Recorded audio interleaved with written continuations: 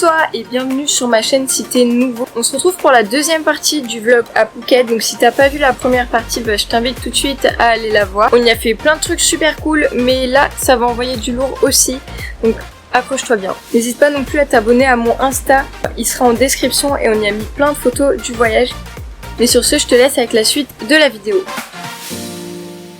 Coucou, donc aujourd'hui on est le 4e jour à Phuket et aujourd'hui c'est le jour que j'attendais. Enfin, c'est pour ça presque que je suis venue ici en Thaïlande. C'est pour aller dans un sanctuaire pour les éléphants et je dis bien un sanctuaire.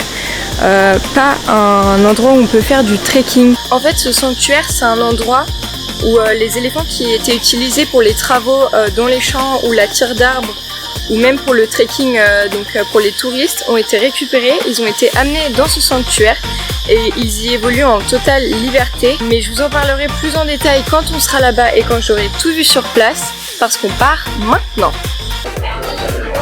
Ok, donc là on est arrivé au sanctuaire. Donc c'est un endroit où les éléphants, enfin là on peut les voir d'ailleurs, ils n'ont pas de chaîne, ils n'ont pas de corde et en fait ils évoluent en totale liberté, donc il n'y a pas de personne pour les guider. S'ils veulent pas faire quelque chose, ils le font pas et c'est bien mieux que les... Enfin faut pas aller faire des trucs de trekking où t'es à dos d'éléphants parce que les éléphants sont battus dans les centres de trekking où il y a les touristes. J'ai vu une dame qui disait ouais mais on tape bien les chevaux pour qu'ils avancent. Mais enfin les éléphants ils sont battus avec des coups de bâton, avec au bout il y a des crochets et ils leur tapent sur la tête, donc c'est pas vraiment comparable on peut dire. Puis ils sont attachés, les bébés éléphantaux, au bord de la route pour attirer les touristes sous plus de 38 degrés pendant toute la journée, donc vraiment c'est des conditions horribles. Et en Thaïlande il y a plein d'attractions comme ça avec les animaux, faut pas faire les cirques, faut pas prendre les animaux sur les plages et prendre des photos avec. Faut pas aller à Tiger Kingdom où les tigres ils sont drogués, enfin il y a plein d'autres attractions même que je connais pas avec des animaux très fréquents ici et vraiment c'est des conditions qui sont vraiment horribles. Mais ici les éléphants sont très bien, le personnel s'en occupe très très bien et je vais vous montrer ça et vous pourrez le voir par vous-même. Donc le programme de la journée c'est qu'on va apprendre à faire des friandises pour les éléphants, donc à base de riz, de tamarin et de bananes. Ensuite, on va apprendre comment on fait du papier à base de merde d'éléphant.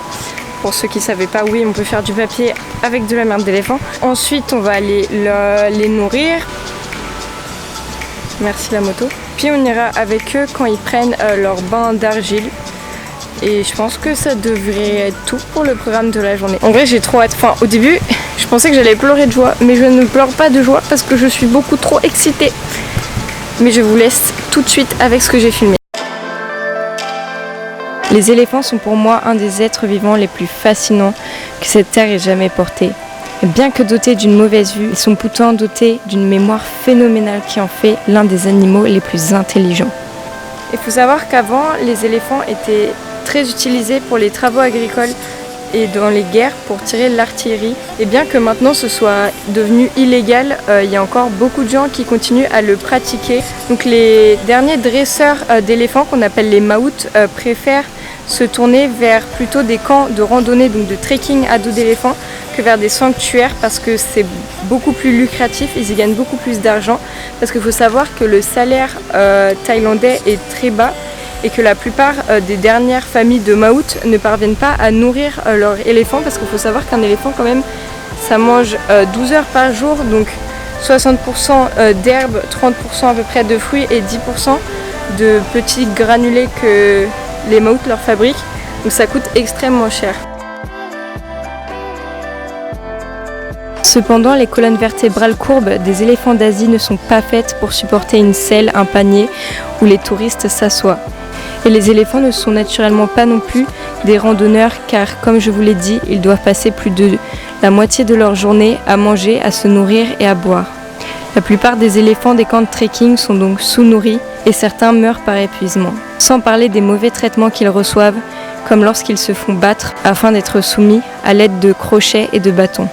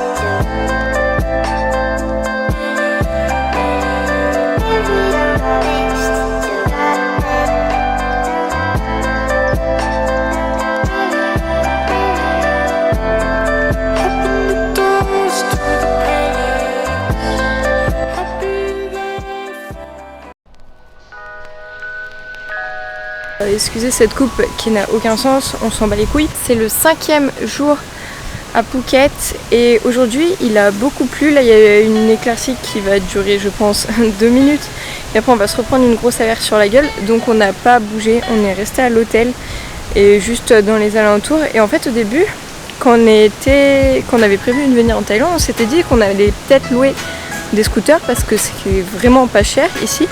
Et après on a vu comment les gens conduisaient et on s'est dit pas envie de mourir. Allez cours, cours. Donc bref, parce que déjà les gens roulent du côté gauche, mais bon si c'était que ça. En fait ils roulent parfois, même souvent à contresens, sans casque, quand ils sont en scooter, ils roulent avec des enfants de moins de 4 ans sur leurs genoux qui n'ont pas de casque non plus. Et aussi, ils roulent souvent, quand ils n'ont pas assez d'argent pour se déplacer, à l'arrière des camions en mode clandestinement, ils sont accrochés derrière ou sinon dans l'arrière des pick-up, debout, normal. Donc nous on a pris des taxis ou sinon des tuk-tuk. Les tuk-tuk ça coûte vraiment pas cher mais il faut bien négocier. Et c'est pareil avec les taxis, et si vous voyez que le taxi essaye quand même de vous arnaquer, que ça paraît trop cher, vous pouvez en réserver sur internet, sur des sites spéciaux qui coûtent beaucoup moins cher.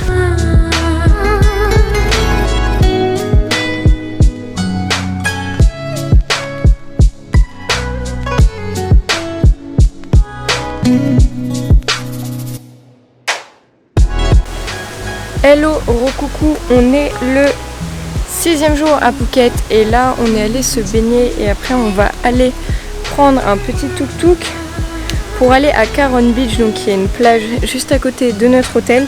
On va reprendre un tuk-tuk après cette baignée et on va aller au Big Buddha, donc qui est une statue tout en haut de Phuket. Donc si vous voulez prendre des photos de coucher de soleil ou de toute la ville, c'est vraiment magnifique. C'est pas très cher pour y aller si vous prenez des tuk-tuk. Par contre en taxi je crois que c'est assez cher. Là-haut il n'y a pas grand chose à faire à part observer et faire des offrandes à Bouddha si vous êtes bouddhiste ou si vous avez envie.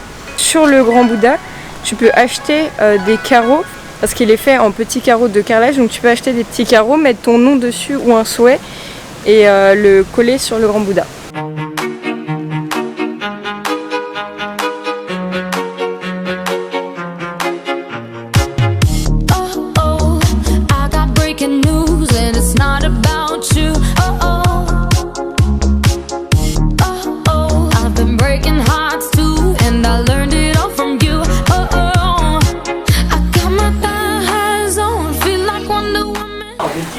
Les gars, on est au Big Buddha et au Big Buddha t'as pas le droit d'avoir les épaules et les genoux découverts. Du coup on m'a mis ça par-dessus mes vêtements. Autant te dire que par 38 degrés, je meurs. Heureusement on a pris 2 boissons coco. Merci Boubou.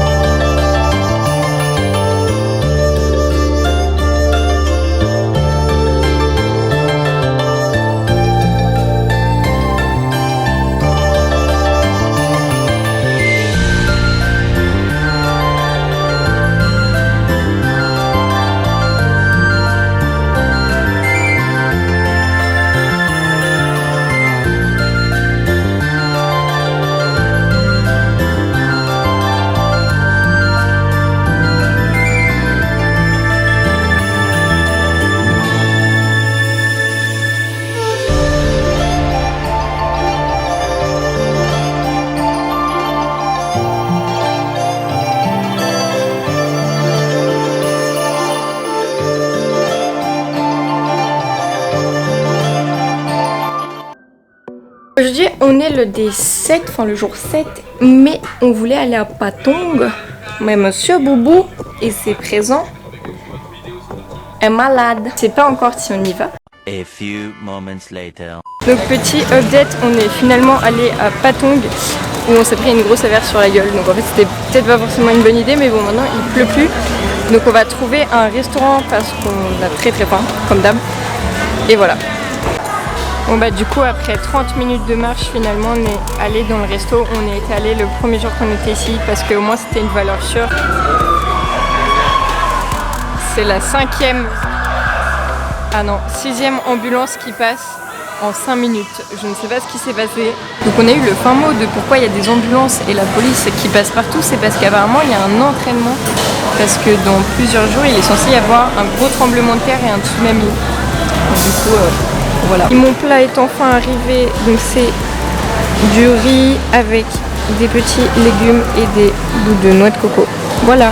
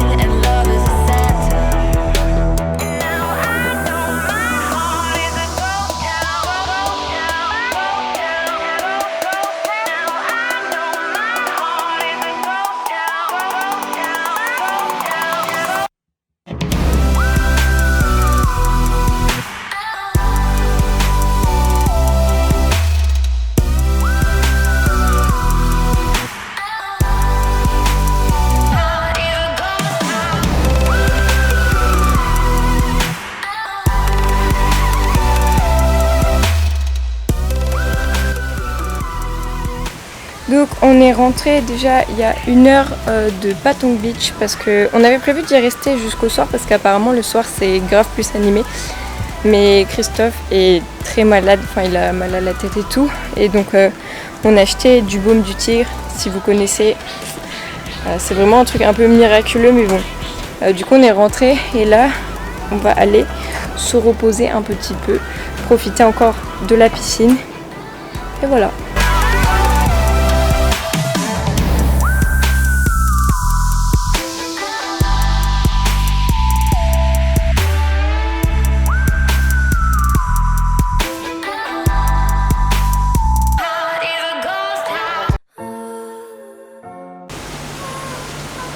Hello les gars, du coup c'est notre dernier jour à Phuket, en Thaïlande tout court. On va tranquillement faire nos bagages parce qu'on s'est un peu cru chez nous, on s'est un peu étalé partout dans l'hôtel.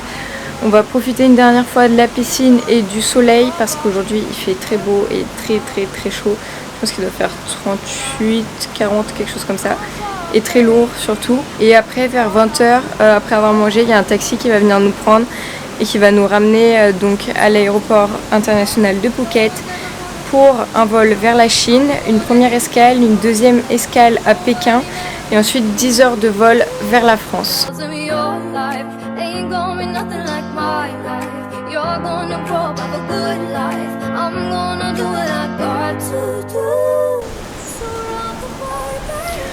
Bon bah on part dans 2 heures à peu près. C'est triste quand même un peu. Ça va me manquer la plage, le soleil, les palmiers, les petits lézards. Mais bon, peut-être qu'on reviendra, qui sait.